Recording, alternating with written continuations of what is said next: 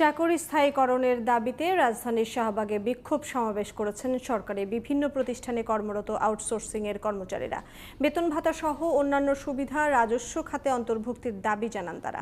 না হলে বৃহত্তর আন্দোলনের হুঁশিয়ারি দেন সরকারি বিভিন্ন প্রতিষ্ঠানে আউটসোর্সিংয়ের কর্মরতরা। সাইরাস মাহমুদের রিপোর্ট। সদ্য বিদায়ী সরকারের সময় বিভিন্ন প্রতিষ্ঠানে আউটসোর্সিং পদ্ধতিতে চতুর্থ শ্রেণীর জনবল নিয়োগ দেয়া হয়। সরকার পরিবর্তনের ফলে এখন এসব আউটসোর্সিংয়ে কর্মরতরা দাবি তুলেছেন রাজস্ব খাতে অন্তর্ভুক্ত হওয়ার। আমাদের দাবি স্থায়ীকরণ করতে হবে, একটাই দাবি, সবাই সরকারি লোকেরা সুযোগ সুবিধা পায়, আমরা পাই না কেন? আমাদের মতো এই আউটসোর্সিং কর্মচারী দিয়ে সরকারের সমস্ত দপ্তর, অধিদপ্তর, পরিদপ্তরগুলিতে এই চতুর্থ শ্রেণীর কর্মচারী হিসেবে আমরা আউটসোর্সিং অদ্যাবধি কর্মরত আছি। আমরা যত সময় আমরা সঠিক ইয়াটা পাবো না ততদিন আমরা এখানে থাকবো। আমাদের চাকরিটা জাতীয়করণ করা হোক। আমাদের বছরে প্রায় 6 মাস যাবত বেতন বন্ধ থাকে এবং এই ঠিকাদারগুলো আমাদেরকে নির্যাতিত নিষ্পেষিত করে। আমরা সরকারি কোনো সুযোগ সুবিধা পাই না। আমার পাশের কলিগ একই পোস্টে চাকরি করে, সে উৎসব ভাতা পায়, বোনাস পায়, আমি পাই না। আমি এই বৈষম্যের শিকার।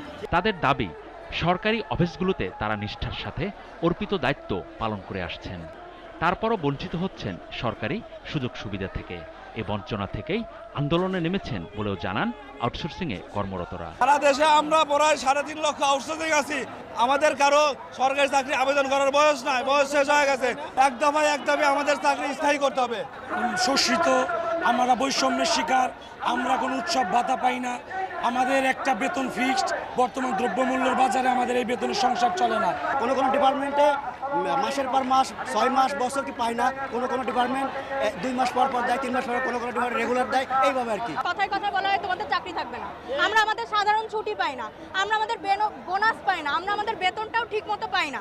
তাই আমরা চাই যে আমাদের চাকরিটা যাতে সরকারি করা হয়। বেতন পাই না ঠিক মতো, এমনকি বোনাসও পাই না। আমাদের সরকারের কাছে একটাই দাবি, যেন আমাদের চাকরিটাকে স্থায়ীকরণ করে নেওয়া হয়। প্রশিক্ষিত কর্মী বিবেচনায় বয়স শিথিল করে নিজ নিজ প্রতিষ্ঠানে আউটসোর্সিং কর্মীদের চাকরি স্থায়ী করা না হলে বৃহত্তর আন্দোলনে যাওয়ার হুঁশিয়ারি দেন আন্দোলনকারীরা। Cyrus Mahmud, GTV news, Dhaka.